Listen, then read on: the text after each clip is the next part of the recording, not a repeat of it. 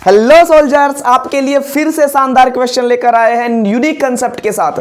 हमने कोशिश की है कि आपका एक भी कंसेप्ट छूटे ना, सारे के सारे कंसेप्ट क्लियर हो जाए ताकि आपका जो नॉलेज है वो बूस्ट हो सके।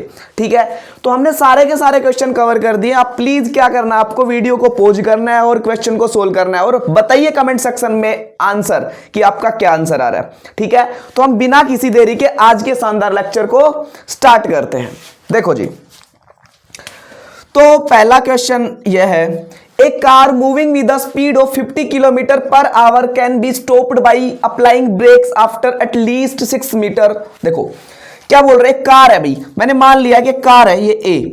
अगर ये कार जा रही है, क्या इनिशियल वेलोसिटी क्या है इसकी भाई 50 kilometre per our, 50 kilometre per our. कुछ टाइम के बाद ये कार यहां पे जाके रुक जाएगी।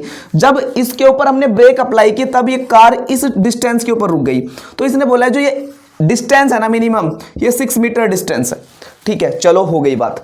अब इसी कार को, if the same car is moving at a speed of 100 kilometre per our, अगर ये सेम कार को 100 किलोमीटर से दौड़ाया जाए, चलो थोड़ा से आगे जाएगी, तो दौड़ाया जाए तो ये मान लिया कि हमने इसने S2 डिस्टेंस ट्रेवल की, इसने S1 की वैल्यू हमारे पास 6 मीटर है। चलो जी मान लिया, तो इसकी जो इनिशियल स्पीड है उसको कितना दे दिया, 100 किलोमीटर पर आवर दे दिया। अब यहां पे जाके ये रुक गई कार, यहां पे स्टॉप हो गई, तो ये V1 मान लिया, और यहां पे भी जाके क्या हो गई, कार स्टॉप हो गई। जब कार स्टॉप हो गई तो उसके पास कोई वेलोसिटी होने वाले नहीं है, तो क्या हो जाएगा, ये रुक गई और ये भी रुक गई। जब कार रुकेगी तो उसकी फाइनल वेलोसिटी क्या हो जाएगी, 0। अब हमारे पास बचता क्या है, हमारे पास सिर्फ और इसका एक्सेलरेशन बचता है। क्यों? क्योंकि acceleration throughout the motion will going to be constant. Now अगर हम इसका एक्सेलरेशन कैलकुलेट कर सकते हैं इस मोशन के ड्यूरिंग, देन हम इस मोशन में उसी एक्सेलरेशन को रखेंगे और S2 को कैलकुलेट कर लेंगे। क्यों? क्योंकि मेरे पास यहां पर डिस्टेंस ऑलरेडी गिवन है, मतलब सिर्फ और सिर्फ एक वेरिएबल है। अगर वो वेरिएबल है एक इक्वेशन है, तो हम एक वेरिएबल एक इक्वेशन को आराम से सोल्व कर लेंगे। ये एक्सेलरेशन निकालकर इसके एक्सेलरेशन के अंदर डाल देंगे। वो एक्सेलरेशन डालने के बाद हम S2 को आराम से कैलकुलेट कर लेंगे, क्योंकि हमारे पास फिर से एक वेरिएबल बचने वाला है। ठीक है, तो मैंने क्या किया, अगर इसमें अप्लाई करनी है इक्वेशन और इसमें अप्लाई करनी है, वही शानदार 4 इक्वेशन है हमारे पास। कौन कौन सी बेटा, v equals to u plus a t, अगली है v square minus u square equals to 2as, और सेकंड है s equals to u t plus half a t square. Actually हम इस इक्वेशन को यूज करने वाले हैं, तो हम इसी का ही डिस्कस करेंगे यहाँ पे। ठीक है, तो अगर इस यहां से लेके इस मोशन के अंदर हमने इस इक्वेशन को अप्लाई किया, क्योंकि मुझे यही अप्लाई करनी है और दूसरी में चीजें सारी दे नहीं रखी हैं। ठीक है, चलो अगर दे भी रखी है तो इसमें टाइम नहीं दे रखा भाई, टाइम कैसे कैलकुलेट करने वाला हूं बताओ, मैं टाइम नहीं आएगा ना। ठीक है, तो मैं इस सेकंड इक्वेशन को यूज करने वाला हूं। सेकंड इक्वेशन को यूज करके मैं यहां से एक्सेलरेशन की वैल्यू को फाइंड आउट आराम से कर सकता हूं, क्योंकि मेरे पास ये भी है और डिस्टेंस भी है।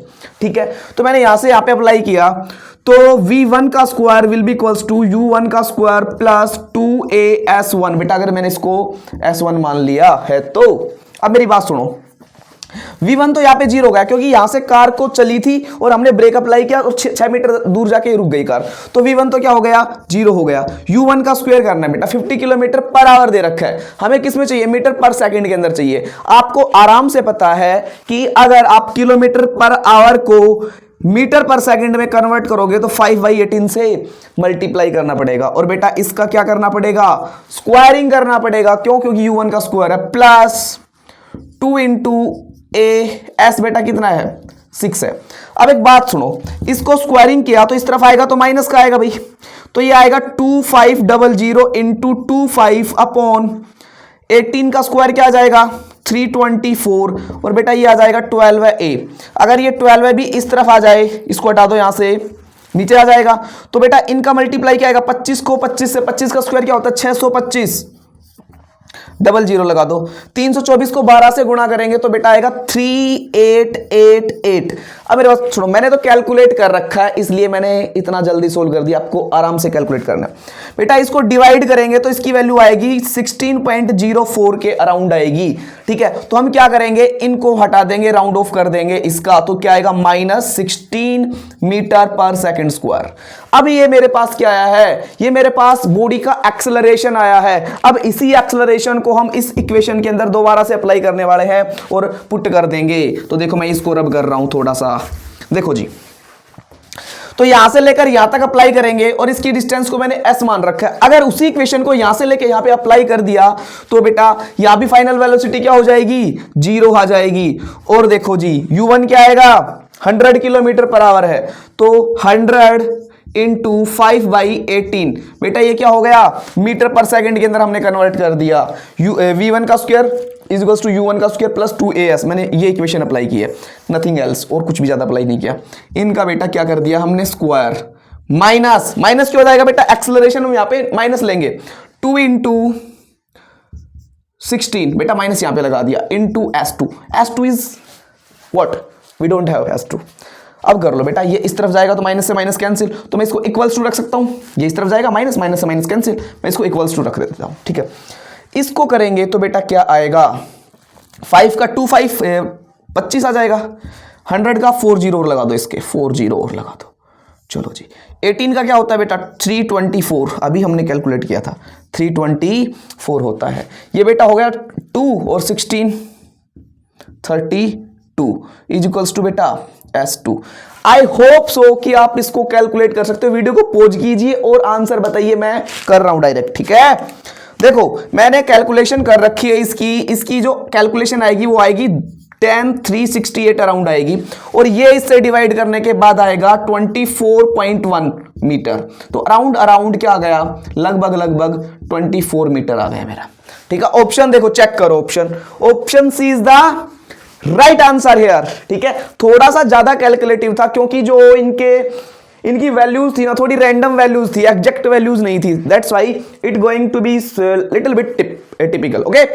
Now move towards the next question. देखो जी बढ़ते हैं नेक्स्ट क्वेश्चन की तरफ। नेक्स्ट क्वेश्चन क्या बोल रहा है, अरे कुछ भी नहीं बोल रहा है ये भी तो। An object travels north with a velocity of 10 metre per second. मतलब देखो बेटा, अगर हम किसी भी, हमें डायरेक्शंस के बारे में नहीं पता, हम कोई भी डायरेक्शन को अगर मान लेते हैं, इसको हमने मान लिया ईस्ट, इसको मैंने मान लेगा वेस्ट, अगर ये नॉर्थ हो गई तो बेटा ये क्या हो जाएगी साउथ, अगर ये साउथ हो गई तो नॉर्थ, मतलब हम क्वेश्चन को कर रहे हैं तो एक तरीके से कर रहे हैं, ठीक है। अब मेरी बात सुनो, ये ईस्ट है, ये नॉर्थ है, एक्चुअली तुम्हें ड्रा करने की भी जरूरत नहीं है, इनको ड्रा करने की जरूरत क्यों नहीं है, देखो अगर एक object travels north with a velocity of 10 metre per second and then speeds up to a velocity of 25 metre per second, अगर उसकी v1 velocity 10 metre per second थी, वो क्या करता है, स्पीड अप करता है, मतलब अपनी फाइनल वेलोसिटी को क्या कर देता है, थोड़ा सा बढ़ा देता है, मीटर पर सेकेंड आ जाएगी, ठीक है। Velocity of in 5 second, time कितना दे रखा है, 5 सेकेंड दे रखा है, then acceleration of the object in these 5 seconds will be, ठीक है। अब देखो अगर इनिशियली t1 की वैल्यू बेटा 0 थी, तब t1 से लेके अगर उसने t2 टाइम ट्रेवल किया, वो 5 सेकेंड के अंदर ट्रेवल किया, और एक्सेलरेशन आपको पता है, जो एक्सेलरेशन होता है वो होता है delta v upon delta t, और डेल्टा v का मतलब होता है डिफरेंस इन वेलोसिटीज, मतलब final velocity minus initial velocity, तो इसका मतलब हुआ v2 minus v1 upon t2 minus t1, इसका मतलब डेल्टा t की वैल्यू दे रखी है 5 सेकेंड, ठीक है जी। अब v2 क्या है, 25 माइनस 10 अपॉन 5, बेटा ये क्या बचा, 15 डिवाइडेड बाई 5, 5 3 जा 15 मीटर पर सेकेंड। नाउ अब बात आती है कि आप इस वेलोसिटी को किस डायरेक्शन के अलोंग लोगे। अब मेरी बात सुनो, अब ये जो एक्सेलरेशन आया है वो क्या आया है, पॉजिटिव आया है, एक्सेलरेशन इज पॉजिटिव, इसका मतलब अगर यहां पे नॉर्थ है तो नॉर्थ के अलोंग ही बॉडी जाएगी क्योंकि पॉजिटिव एक्सेलरेशन आया। अगर यहां पर ये 25 की जगह इस 10 से भी कम हो जाता या 25 यहां पे होता यहाँ पे 10 मीटर पर सेकंड है, मैंने वैसे चेंज कर रहा हूँ। अगर 25 यहाँ पे होता और 10 यहाँ पे होता तो 10 माइनस 25 माइनस 15 डिवाइडेड बाई 5, तो बेटा यहाँ पे -3 मीटर पर सेकंड। अब -3 का मतलब ये हुआ कि पार्टिकल जिस डायरेक्शन के अंदर जा रहा था उसके अपोजिट डायरेक्शन के अंदर आएगा। फिर ऑप्शन कौन सा सही हो जाता बेटा? साउथ वाला ऑप्शन सही हो जाता। लेकिन अब जो ऑप्शन सही आने वाला है वो क्या आएगा? Along north direction. क्यों? क्योंकि पॉजिटिव एक्सेलरेशन आ रहा है। पॉजिटिव एक्सेलरेशन का मतलब वो उसी के अलोंग जा रहा है। बस ये बेसिक सी बात थी, ठीक है। अगर क्वेश्चन चेंज कर देता है, वेलोसिटीज को बिल्कुल डिक्रीजमेंट पे लेके जाएगा, तो हम क्या करेंगे? उनका डायरेक्शन का साइन चेंज कर देंगे, ठीक है।